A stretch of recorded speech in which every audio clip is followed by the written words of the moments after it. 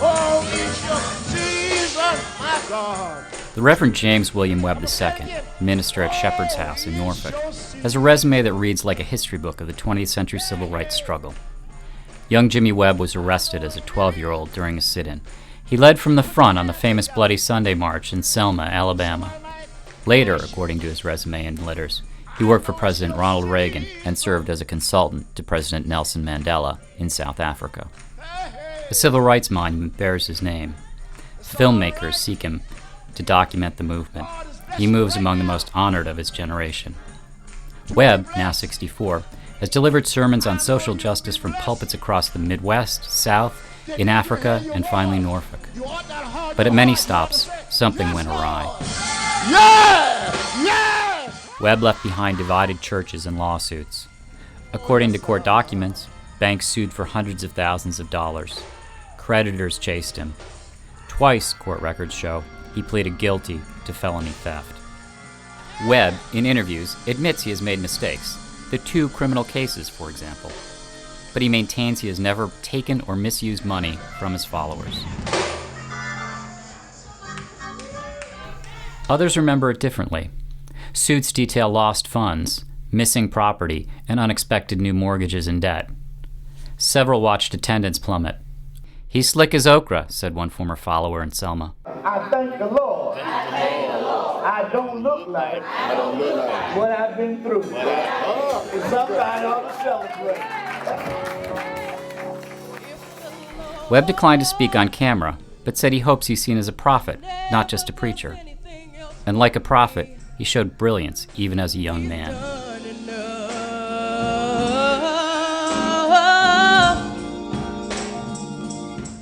Jimmy Webb, 16, just 5 feet tall but already hardened in the fight, traveled to Selma, Alabama to join the civil rights demonstrations that roiled the Deep South.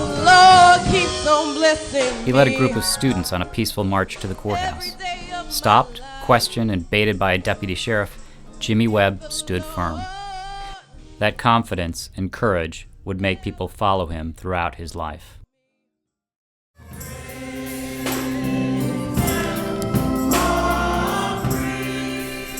Other protesters in the South were beaten, shot, and killed for their defiance, Webb said.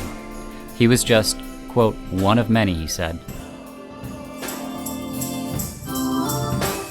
On March 7, 1965, about 600 demonstrators left Selma to march 50 miles to the state capitol in Montgomery. Webb marched near the front with civil rights leaders and future Congressman John Lewis. In pictures from that day, Webb can be seen in his white varsity sweater, keeping young students in line. As protesters crossed the Edmund Pettus Bridge, they were met by a line of police and mounted officers. A shout of tear gas rang out. Police charged the demonstrators with truncheons and shields. Some came on horseback. Cameras rolled as dozens were struck, trampled, and bloodied. Nightly TV programs were interrupted with the video footage. Images appeared on the covers of newspapers and magazines around the world. In days, President Lyndon Johnson introduced a bill which became the Voting Rights Act. It returned the right to vote to millions of black citizens. Webb escaped Bloody Sunday unhurt. He would later say, "When you lose the fear of death, everything is possible." And because he fell, the rest of us are crippled. Oh, you don't believe me? Listen to David. Webb's civil rights connections and experience pushed him to great responsibilities and heights. Because our first parents gave us the nature. According to his resume, he earned advanced degrees from 2 universities. And that you and I. He worked on the White House effort to make Martin Luther King Jr. Day a national holiday. He ran an international church consulting firm. But something else emerged, not found on his resume. In 1988, he was convicted of obtaining $34,000 by false pretenses from a Tennessee bank, a felony, public records show. He agreed to pay restitution and avoided jail time. Who wrote most of the New Testament. Webb remarried and settled in Fort Wayne, Indiana in the early 1990s. He led several ministries focusing on uplifting the poor. Despite his small stature, he always commanded a room, a former colleague said. Who had been a great apostle for the Lord. But again, controversy followed, court records show. A bank sued Webb and his wife, Karen, claiming they failed to pay mortgages on several lots, and avoided repaying the debt. A judge awarded $288,000 to the bank, which recouped some money by selling the properties, court records show. Webb also led several churches in the city. At least 2 of his departures ended in civil suits, records show. Webb soon left for Africa to pursue his mission overseas. He took along his 18-month-old son and a woman who would later become his wife. Karen Webb, his estranged wife, filed a police report saying her son had been taken from her. He returned to Alabama around 2001 and drew on his civil rights career again. He led a voting rights museum and church. Leaders from Ward Chapel AME discovered that Webb had purchased a home in a historic district to convert into affordable housing. Webb apologized for misleading the congregation, but he said he had not stolen any of their money. Ward Chapel sued. Webb left.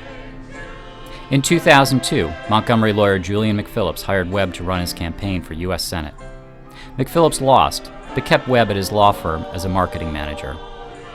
A few years later, according to public records, police caught Webb depositing checks from the law firm into personal accounts.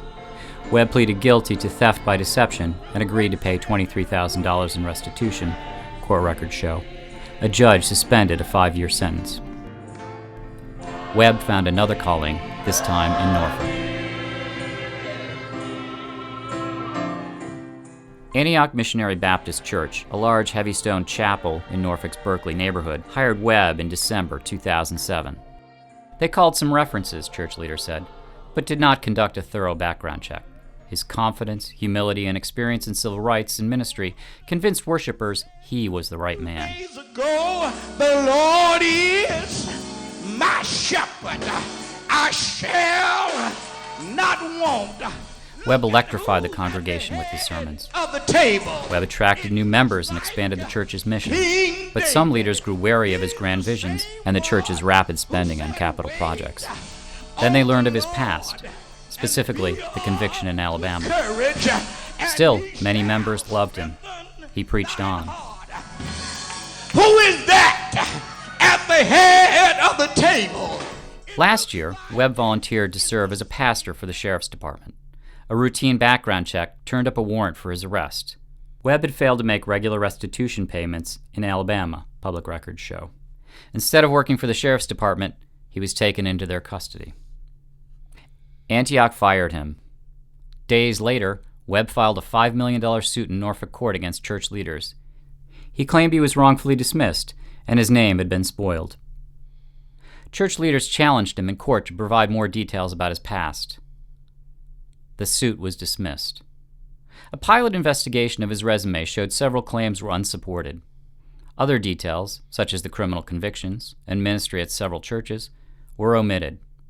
For example, a spokeswoman for the seminary where Webb said he earned 2 doctoral degrees said records showed he began study on a master's degree but did not finish.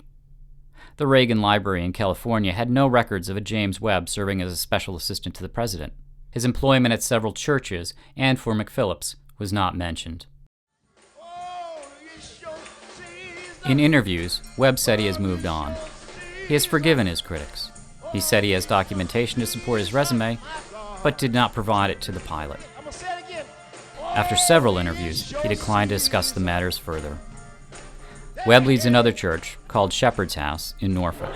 When I think about the Lord, when I think how far He's brought me. Its calling, the perfect place for imperfect people. For the Virginian-Pilot, I'm Lou Hansen. But the Lord, by His grace, by His mercy, the Lord, hey, it's all right. God is blessing you right now. To be blessed. I know you'll be blessed.